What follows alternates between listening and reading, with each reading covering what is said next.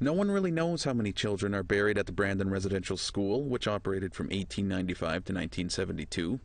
Through research and interviews, the team of university researchers, along with the Sioux Valley Dakota Nation, hope to identify the children and work with their families and communities. The families and communities whose children were lost while attending these schools have questions that deserve answers.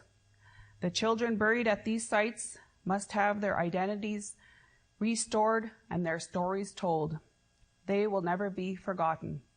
Every child matters. Chief Bone said they have identified a number of potential graves so far. While employing archaeological survey techniques, geophysical technologies, survivor accounts, and archival documents, our investigation has identified 104 potential graves in all 3 cemeteries, and that only 78 are accountable through cemetery and burial records.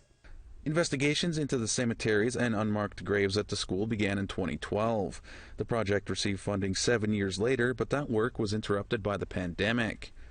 Project lead Eldon Yellowhorn is an archaeologist and professor of Indigenous Studies at Simon Fraser University. He hopes this work will bring closure to the families. In instances where, they might be 1 or 2 generations removed from these individuals, if that person had grown up and become somebody's uncle, that they'll never know that. So this is one way for them to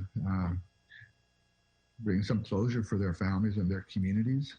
Forensic methods like radar and drone survey are being deployed. Yellowhorn believes this project can be an example for other communities who want to undertake similar projects. It's very important for our communities to have some control over our lives and our histories. Ultimately, what I would like to show is that we're the ones who are capable of doing this, We